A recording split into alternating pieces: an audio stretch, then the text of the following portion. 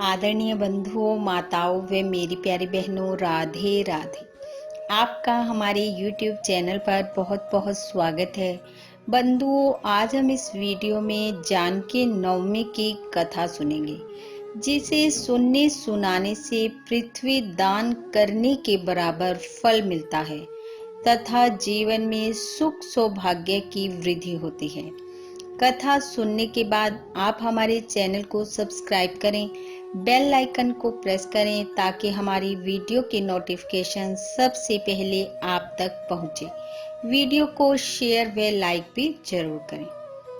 बंधुओं, वैशाख शुक्ल पक्ष की नवमी को सीता नवमी एवं सीता जयंती के रूप में मनाया जाता है।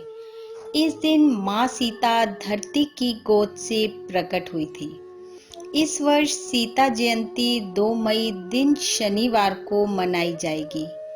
इस दिन वैष्णव लोग व्रत रख भगवान राम और माँ सीता की पूजा करते हैं। इनके पूजन से पृथ्वी दान करने के बराबर फल प्राप्त होता है। इस दिन विधि विधान से भगवान राम व माँ सीता की पूजा कर धूप दीप से आरती करें, विविध प्रकार के फल व प्रसाद से भोग लगाएं तथा जानकी नवमी की कथा का श्रवण करें। इस प्रकार राम जानकी की आराधना से इनकी कृपा अपने भक्तों पर सदैव बनी रहती है। आइए अब सुनते हैं जानकी नवमी की कथा। प्राचीन समय में मारवाड़ क्षेत्र में देवदत्त नाम का ब्राह्मण अपनी पत्नी शोभना के साथ रहता था। ब्राह्मण वेद पाठी तथा श्रेष्ठ धर्म धुरीण था। ब्राह्मण पत्नी अत्यंत रूपवती थी। ब्राह्मण देवदत्त अपनी जीविका के लिए एक गांव से दूसरे गांव में भिक्षाटन के लिए जाता था। एक दिन ब्राह्मण दूसरे गांव में गया हुआ था। पीछे से उसकी पत्नी शोभना कुसंगत में फंसकर व्यभिचार में प्रवृत्त हो गई। धीरे धीरे उसके इस निंदित कर्म की चर्चा पूरे गांव में होने लगी, परंतु वह ब्राह्मण पत्नी अपने कर्म से इतनी गिर चुकी थी कि उसने पूरे गांव को आग के हवाले कर दिया। दुष्कर्मों में रत रहने वाली वो दुर्बुद्धि स्वयं भी उस आग से न बच सकी और मृत्यु को प्राप्त हो गई। अपने बुरे कर्मों के प्रभाव से उसने चंडाल के घर जन्म लिया।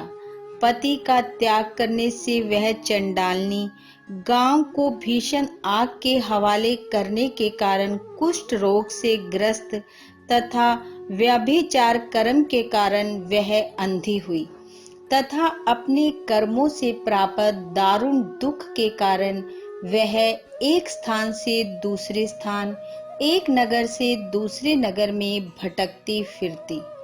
भूख प्यास से व्याकुल एक समय वह कौशलपुरी पहुंच गई। संयोग से उस दिन नगर के लोग जानकी नवमी उत्सव मना रहे थे।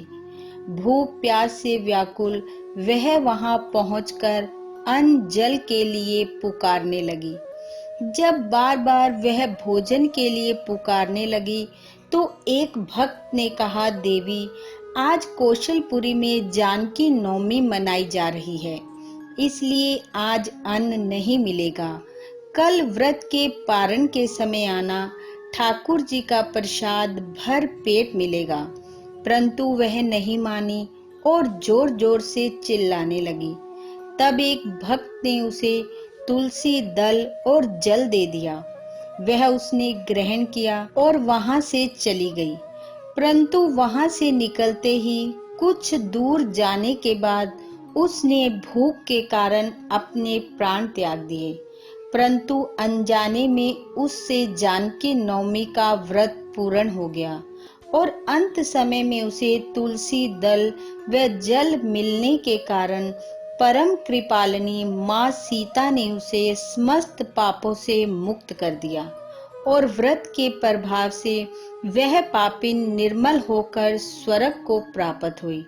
अनंत वर्षों तक उसने आनंद पूर्वक स्वर्ग में बिताए। तत्पश्चात वह कामरूप देश के राजा जय सिंह की महारानी काम कला बनी। व्रत के प्रभाव व जानकी जी की कृपा से उसे अपने पूर्व जन्म का स्मरण बना रहा। उसने अपने राज्य में अनेक देवालय बनवाए, जिनमें जानकी रघुनाथ जी की प्रतिष्ठा करवाई तथा सुख पूर्वक अपना जीवन रघुनाथ व जानकी जी की सेवा पूजा में बिताया। इस प्रकार जो भी श्रद्धालु जानकी नवमी पर रघुनाथ जी सहित मां जानकी का पूजन करता है, उन्हें सभी प्रकार के सुख सौभाग्य प्राप्त होते हैं तथा जीवन से सभी कष्ट दूर हो जाते हैं। भगवान राम व माता जानकी की कृपा आप सब पर बनी रहे तथा आप सबके जीवन में सुख सौभाग्य की वृद्धि हो। इन्हीं शुभकामनाओं के साथ आप सबका बहुत बहुत धन्यवाद। राधे राधे।